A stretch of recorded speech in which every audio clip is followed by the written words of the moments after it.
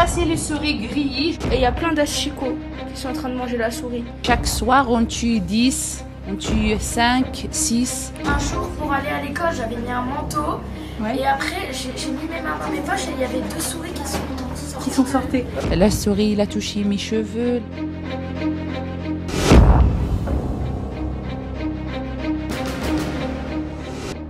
Bonjour, je suis Sullivan Djous, élu de la ville de Sevran. Bonjour tout le monde, je m'appelle Talbi Rachida. Je suis Moustapha Benouidrine, le mari de Madame Talbi Rachida. On a 4 enfants ensemble.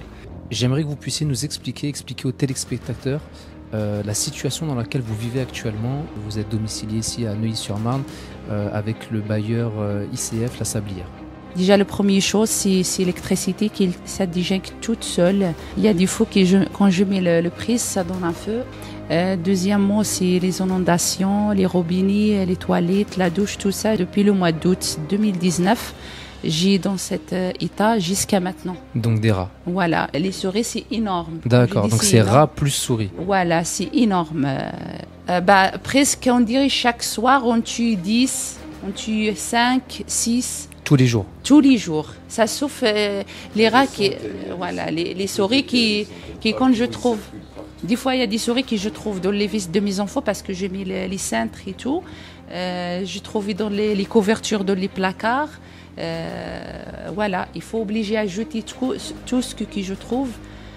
Comme couverture, comme vêtements, comme des draps, comme des lauriettes. En termes d'alimentation, parce que vous disiez aussi que c'était dans la cuisine, est-ce que ça monte dans les placards? Est-ce que ça vient toucher la vaisselle, les aliments? C'est ça qui nous a causé de mettre maintenant tous les produits alimentaires, même la farine. Moi, je vais vous montrer la farine, je l'ai mis dans le frigo. Le thé dans le frigo. Les pommes de terre, les oignons dans le frigo. Mes enfants, ils sont terrorisés. Franchement terrorisés. C'est-à-dire, quand tu vois un enfant de 3 ans qui ne dort pas la nuit, parce qu'il y a les rats, il y a les souris, et il compense ça le matin, et il va rater l'école, ça c'est sûr. D'ailleurs, le collège, l'école, tous ces établissements, ils sont au courant. Exactement. Donc ça veut dire que là, ils se retrouvent peut-être en situation d'échec scolaire à cause du bailleur qui ne prend pas ses responsabilités. On a le sentiment qu'on mène une vie totalement anormale.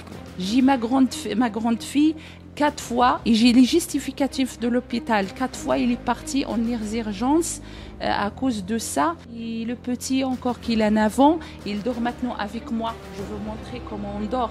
Il n'y a pas de vie, il y a pas de vie entre les pas de vie de couple. Intimes. Il n'y a pas. Même des fois, je m'énerve. Mon mari, il s'énerve. Mais c'est à cause de tout ce que... À cause du climat actuel. Voilà, le climat. Hier, vous aviez donc un rendez-vous avec le nouveau maire de Neuilly-sur-Marne, qui a été convenu avec les personnes aussi qui gèrent la page, c'est une page Instagram, Aider les Talbi, donc le Talbi qui est le nom de famille. Alors pour faire un petit point sur les engagements du maire qui ont été assez forts, puis on rappelle que c'est quelqu'un qui est avocat de formation, donc il connaît aussi bien la loi. Il avait déjà contacté le bailleur, La Sablière, pour faire le nécessaire pour la dératisation, etc. Oui. Il leur a demandé un relogement dans l'urgence et il s'est engagé à contacter le préfet de la Seine-Saint-Denis pour vous octroyer un relogement dans l'urgence. Oui, et s'il n'y a pas un logement disponible tout de suite, de pouvoir trouver une solution temporaire et provisoire dans un hôtel.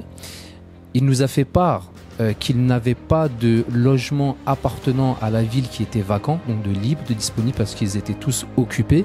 Mais s'il y en a un qui se libère, il vous sera octroyé en priorité.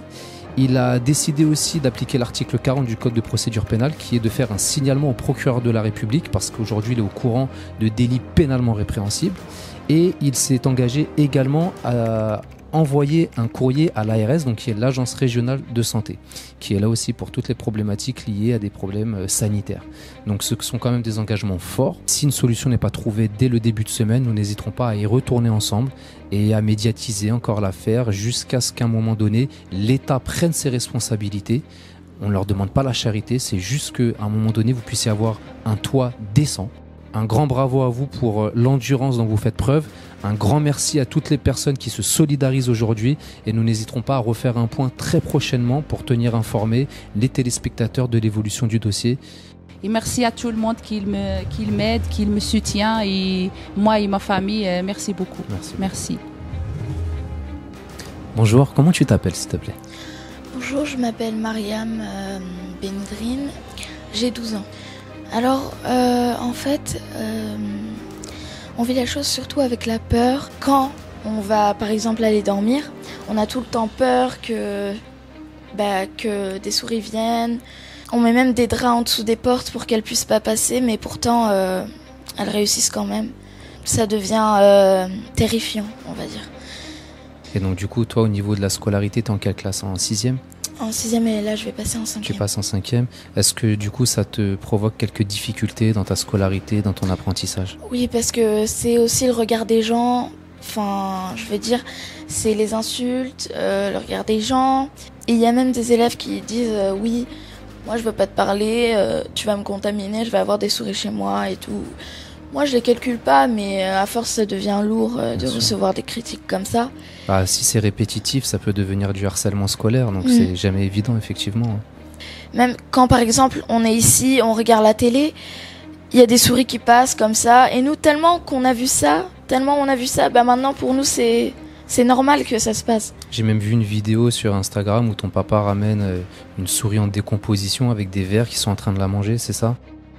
Regardez, c'est mon père, il les a attrapés et il y a plein d'asticots qui sont en train de manger la souris. Au début, la peinture était toute blanche. On est arrivé et en fait, ils ont mis de la peinture sur l'humidité pour qu'on la voit pas et qu'on quitte pas l'appartement. Après, on a vu l'humidité, on est parti les voir, on a pris un rendez-vous. Ils ont dit non, c'est venu parce que c'est à côté de la douche, alors que ma chambre. De la moisissure qui vient. Des traces noires, un petit peu. Oui. Tout ça, d'accord. Parce qu'en fait, déjà que j'ai déjà fait de l'asthme et à cause de l'humidité, je peux refaire. Voilà. Donc vous avez condamné la chambre. Exactement. Donc vraiment un grand bravo à toi aussi, un grand bravo à toute la famille parce que c'est pas facile et vous avez vraiment tout notre soutien, tout le soutien des personnes qui aujourd'hui se solidarisent sur les réseaux sociaux. Donc merci à toi, un grand bravo et je te dis à très bientôt et nous ferons vraiment tout pour vous sortir de là. D'accord, merci.